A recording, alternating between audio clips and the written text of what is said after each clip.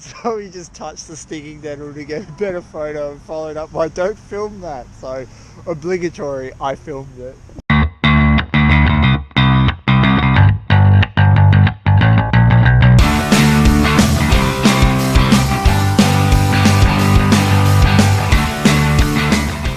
G'day guys, Chris here from Vo-Gus Prospecting. Today it has started to rain for the first time. All of June was dry. July started to get wet, which is good news for a gully that I want to get into, but we're going to wait for that to fill up with water. So what we're doing instead is part of Zoe's art project. She's taking photos of wild plants that you can eat in urban areas. So there's food all around us, and what we're going to do is show you a couple of the plants that you can go out pretty much anywhere in Australia, find and eat. So we're out in Wodonga at the moment on the old railway line, so this is where it ran. You can see some of the old control lights and whatnot here. Zoe's taking one of a pretty poor specimen, but what we want is it with some urban stuff. And this is Plantain. So Plantain, let's see if I can find some more so I don't ruin Zoe's picture. Plantain has a whole heap of uses from... all I can see is bloody dandelions, which you can eat as well. There you go. Here's some more. So this is Plantain, and Plantain has amazing properties. It tastes like a mushroom, which is really cool. It's identified by the fuzzy sort of fur that covers it. It's really, really cool. You'll see it in rosettes with several dozen leaves coming out, with often in summer long shoots with little seed pods on top. I'll see if I can find one of them, and those seed pods are actually what give us psyllium, which you'll find in things like Metamucil and whatnot. You can chew it up and use it to put on cuts and stings and bites and all sorts of stuff, which will kill the pain, and it will help actual wound healing. Not too far away from the plantain, actually you can see some plantain down here. We've got another one. This is mallow. Normally you find tons of mallow in like huge stands like we have up against the fence. These are some old ones. You really want to find the young green leaves. So you can see that even the bugs have been having a go at this. The young green ones are better. If you get the old ones, they become really leathery and hard to chew. They're used in salads, they're used in stews. There's a protein in there that actually thickens stews up, just like the Marsh Mallow plant. The seeds have been used as a couscous substitute, and they've got medical properties where they actually help you inflammation, reduce the inflammation. So you can put them on bee stings, anything where you've got a bit of swelling, and for the digestive tract especially. So this one spot just keeps producing. We found another one, and some of you are going to think this is called deadly nightshade, but this isn't deadly nightshade. This is blackberry nightshade.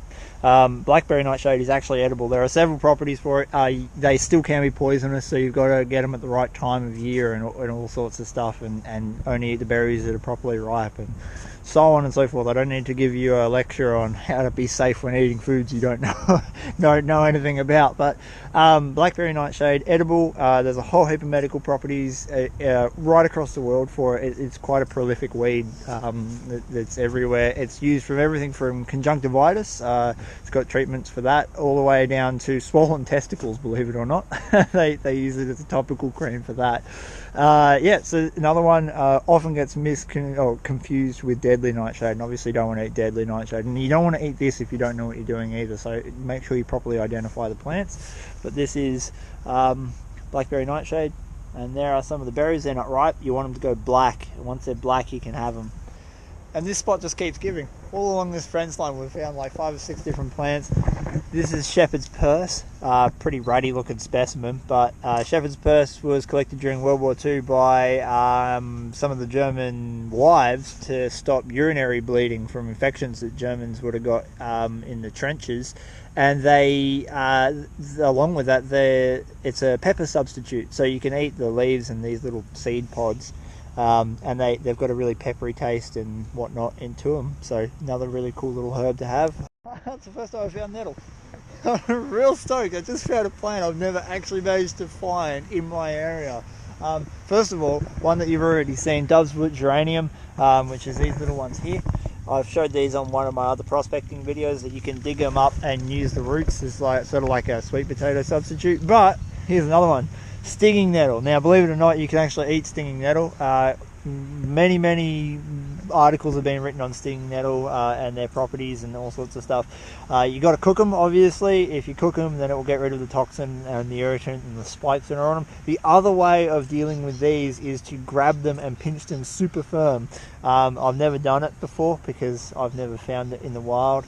But you grab them, you pinch them really firmly, and it crushes the spikes and it doesn't actually give you a sting, and you can eat them like that. If you grab them and roll them super hard, then apparently you can put them in your mouth straight away and eat them.